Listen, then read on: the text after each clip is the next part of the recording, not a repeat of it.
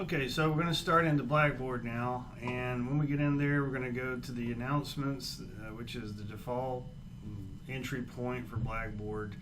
And then we're going to look at the buttons of interest and look at the weekly activities where you'll do most of your work, and then I'll show you some tips for some special help. Okay, so let's go ahead and get into Blackboard. I have put this in the format that you would see it. So although I might have something a little bit different than what you have, this is the format that you're going to see going into the course itself. So let's take a look. So first we start with announcements. Now the announcements, of course, we have the welcome announcement. There's also the tutoring announcement and the how to submit assignments in Blackboard. So if there's anything that is pertinent to the course that either has changed, or if there's something like the final exam dates and times, or if the college closes, or if we have a weather outage or something like that, those announcements are going to be posted here. So, and I post them pretty regularly. So if you be sure to check in the announcements and make sure if there's something down here, at least scroll down and take a look, because there could be something new that you don't want to miss. Okay, so that's just the announcements button. The next one is the instructor contact information. So this is going to bring up, what I look like. I know that's I thought it might be interesting to have a picture so that you can put a face to the name as we're talking about, online learning. It's kind of nice to have a face to the name. My office is in the McKeithen building at the North Campus. Just across from the EMS department on the second floor, office NA 216.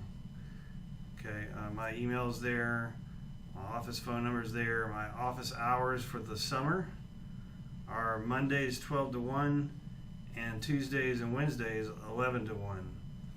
However, if you want to get in contact with me, I usually can make some time available for you. Email is the best method to contact me, and I have a strict policy of my own to respond back to you within 24 hours of your email, so that's something to keep in mind. All right, the syllabus, we go to the syllabus button. The syllabus itself is here, as there's a link to it, and for your convenience, I've put the schedule, the calendar in this section, so that you have a running calendar as to what's due when. For example, in the first week, you have to do the enrollment verification, which is super important, and we'll talk about that in a minute. Chapters 1 and 2, CA1, DA1, and Quiz 1. We'll talk about that when we look through the syllabus. Okay. The enrollment verification is going to be due by Friday the 26th, and because it's the short summer course, this is very important. But all the other assignments are due on Sunday the 28th for week 1. And for each week, you're going to have a full 7-day period to get the work done. So it's not a lot of work. But again, don't procrastinate in doing it. So if you have the CA, a DA, and a quiz, just get it done at the beginning, and then you don't have to worry about it at the end. All right, so that schedule should keep you in line, and so we'll go from the schedule, that's on the syllabus section, the book. Okay, the book information. This is the course textbook. This is the only textbook that you should use. We do not use the access code at all, so you don't have to worry about getting access to the online. You can save yourself a few bucks by not purchasing the online access. If you have difficulties getting this textbook in the first week or two, the best thing to do then is to take the ISBN number here and go to Amazon.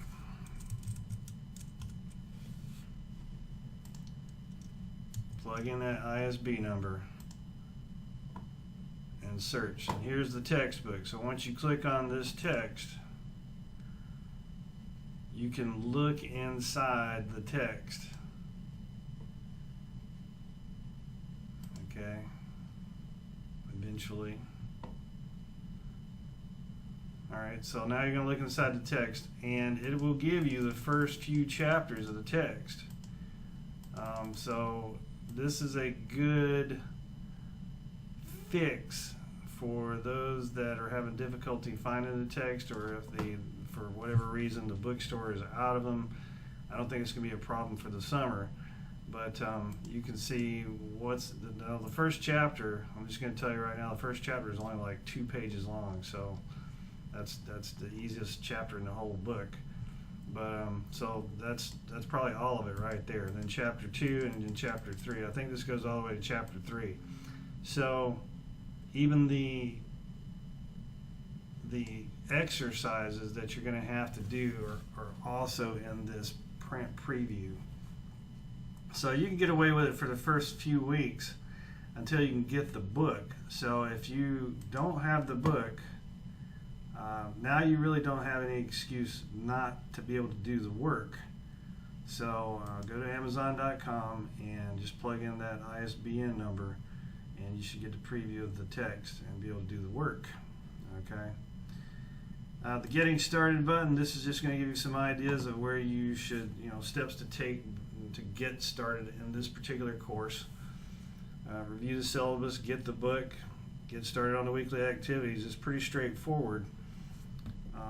Should be a little bit of fun if you just pay attention and do the exercises, and you should enjoy it quite a bit. Okay, I did put a general questions link in this time, general questions button. If you have a general question, you just want to post it here. These general questions, though, you want to keep to something that's general to the course. If you have something that's more specific or personal, please email me that general question. But all you have to do is click on general questions, create a thread. Maybe it's something like final exam question. A lot of people have final exam questions. How many questions are on the final exam? Maybe that's your question. I'll go ahead and tell you it's probably going to be about 100, maybe 50 to 100, somewhere in there. But it'll start a forum. If you're not familiar with forums, this is what it's going to look like. And then I'll come in and click on your question and then reply to it.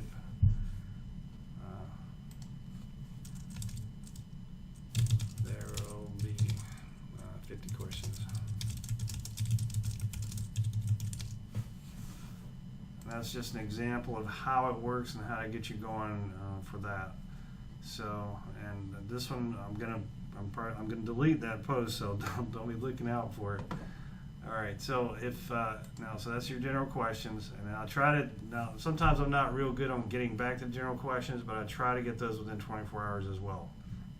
If I don't answer you within a day or two, then you might want to email me if you have a question that's kind of pressing for you. All right, now the My Grades, this is just going to take you to your particular grades.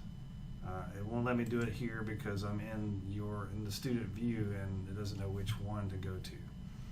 The help page, this is just a helpful set of links to CFCC resources, the CFCC online learning page, the CFCC student survey. These all open in a separate window, so you can click on and test them out if you'd like.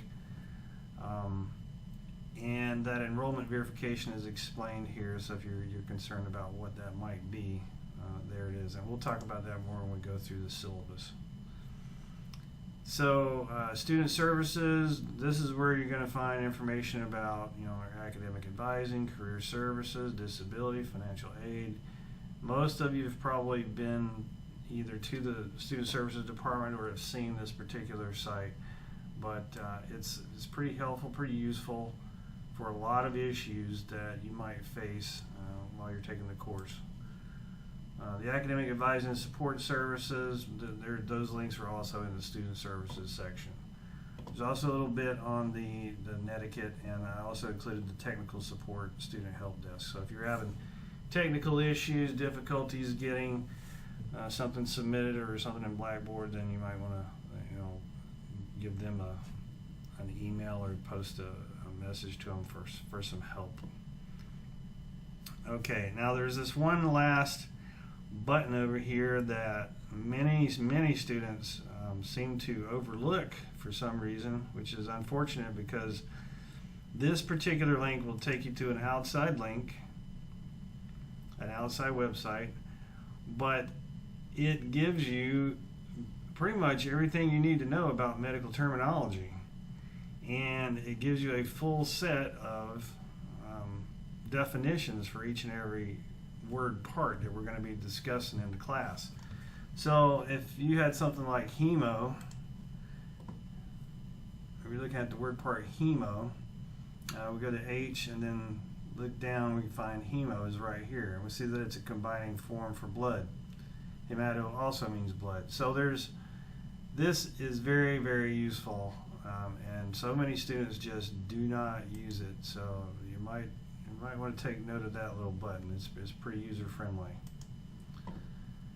Okay, so we'll go back to announcements, and I'm going to go ahead and stop this particular video here, and then we're going to go to the syllabus. We're going to review the syllabus. That'll be next, and then we'll look at important next steps. Okay.